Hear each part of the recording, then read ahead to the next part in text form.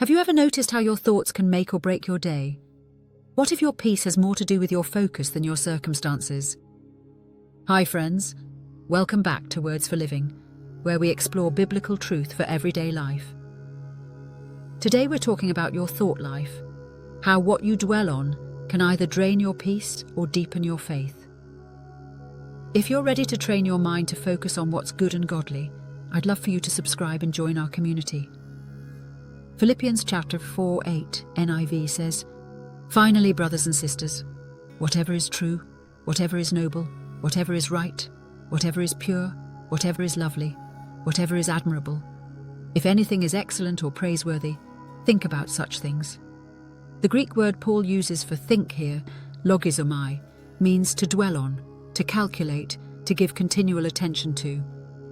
It's not just a passing thought, it's a deliberate choice to focus your mind in a certain direction. Do you ever stop and ask yourself, what have I been thinking about lately? We all know the power of our thoughts. They can lift us up or weigh us down, bring peace or stir anxiety. The Apostle Paul understood this truth well.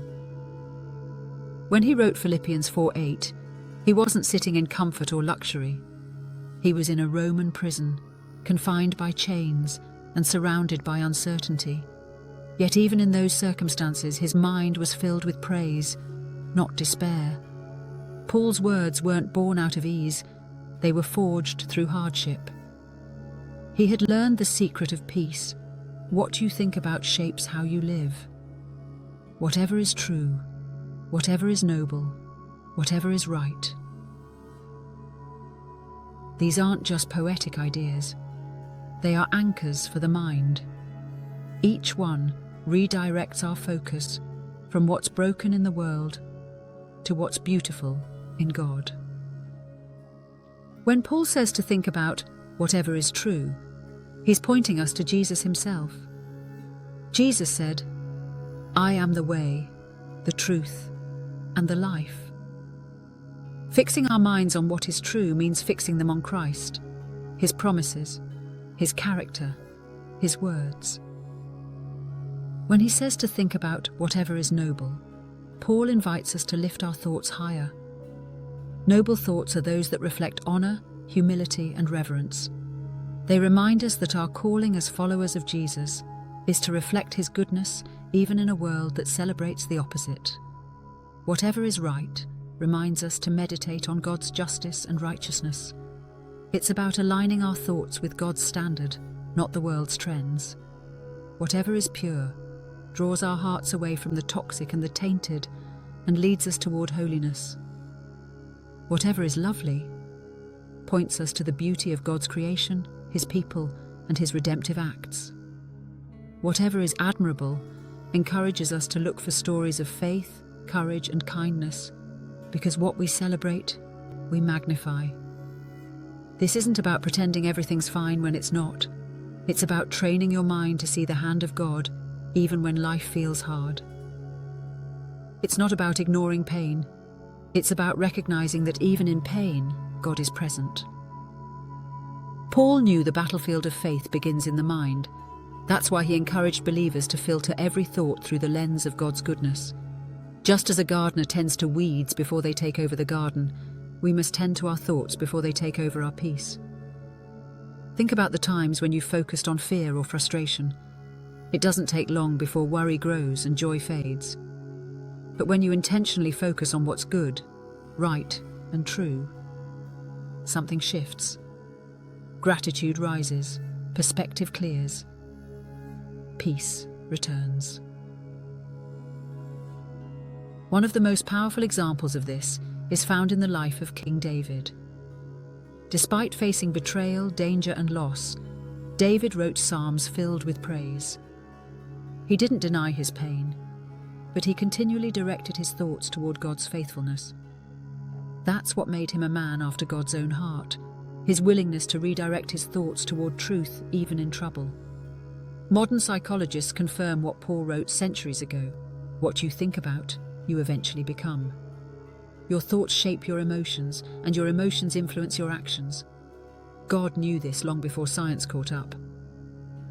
That's why Scripture tells us to renew our minds daily, Romans chapter 12:2. When we align our thoughts with God's truth, we cultivate a mind like Christ's, peaceful, purposeful, and filled with praise. You may not be able to control every thought that enters your mind, but you can decide which ones stay. Living out Philippians 4:8 starts with small, intentional choices. This week, begin by writing the verse somewhere visible, on your bathroom mirror, refrigerator, or as your phone's lock screen. Let it serve as a daily reminder to filter your thoughts through God's truth. Each morning, pause before your day begins and invite the Holy Spirit to guide your mind. Pray, Lord, help me think on what is true and pure today. When negative or anxious thoughts arise, don't fight them alone. Pause, breathe, and ask yourself, does this reflect what is true, noble, right, pure, lovely, admirable, excellent, or praiseworthy? If it doesn't, replace it with a promise from God's word, like Philippians 4:13, I can do all things through Christ who strengthens me. Or Isaiah 26:3, you will keep in perfect peace those whose minds are steadfast because they trust in you.